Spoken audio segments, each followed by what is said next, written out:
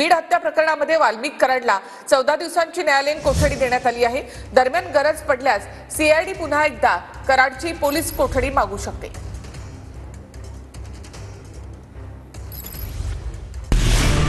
बीड हत्या प्रकरणात कोर्टाने वाल्मिक कराडला 14 दिवस जेलमध्ये पाठवलंय। दरम्यान वाल्मिक कराडची कोठडी इतक्या लवकर संपली कशी असा सवाल दमानी यांनी उपस्थित केला। वाल्मिक कराड यांना सुद्धा न्यायालयीन कोठडी देण्यात आली, खरं तर ही इतक्या पटकन पोलीस कोठडी त्यांची संपली कशी असा प्रश्न पडतो, कारण कालच काही व्हिडिओज आले होते आणि त्यानंतर खरंच सखोल चौकशी करणं गरजेचं होतं। गरज पडल्यास सीआयडी पुन्हा वाल्मिक कराडची पोलीस कोठडी मागू शकते। वाल्मिकला जेलमध्ये सीपॅप मशीन वापरण्यास कोर्टाने परवानगी दिली आहे, तर वाल्मिक कराडला स्लीप एपेनिया नावाचा आजार आहे। स्लीप एपेनिया आजार असल्यामुळे सीपॅप मशीन वापरण्याची परवानगी कोर्टाकडे मागितली होती। संतोष देशमुख हत्या प्रकरण फास्ट ट्रॅक कोर्टात चालवावं, तसंच दोषींना तात्काळ फाशी द्या अशी मागणी धनंजय मुंडेंनी केली आहे। बीड हत्या प्रकरणात एकही आरोपी सुटणार नाही, आरोपींना फाशीशिवाय दुसरी सजा नाही अशी प्रतिक्रिया एकनाथ शिंदेंनी दिली। स्वर्गीय संतोष देशमुखांचे जे हत्यारे आहेत, ज्यांनी निर्गुण हत्या केली आहे, त्यांना फास्ट ट्रॅकच्या कोर्टामध्ये ही केस लढवून तात्काळ फाशी द्यावी। जे कराड असतील, वाल्मिक आणि आणखी कोणी असतील, कोणी एकही त्याच्यातून सुटणार नाही।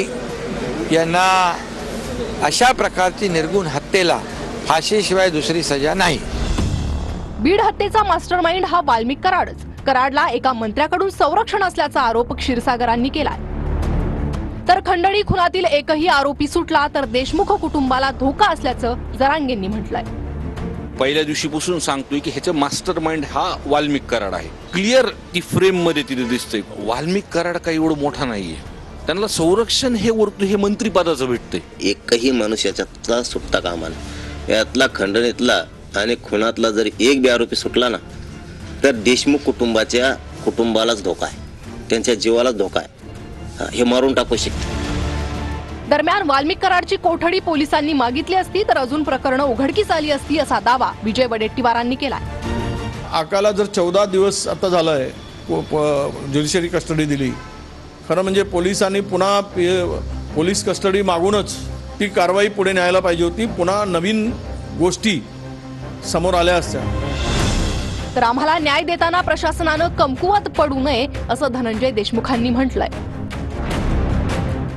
न्यायालयाला किंवा जे प्रशासनातील सगळ्या लोकांना जे आम्ही म्हणतोय आम्हाला न्याय पाहिजे, त्यासाठी त्यांनी ठोस पावलं उचललेली आहेत आणि ती याच्यामध्ये कुठं कमकुवत पडू नये हीच आमची कायम विनंती असेल।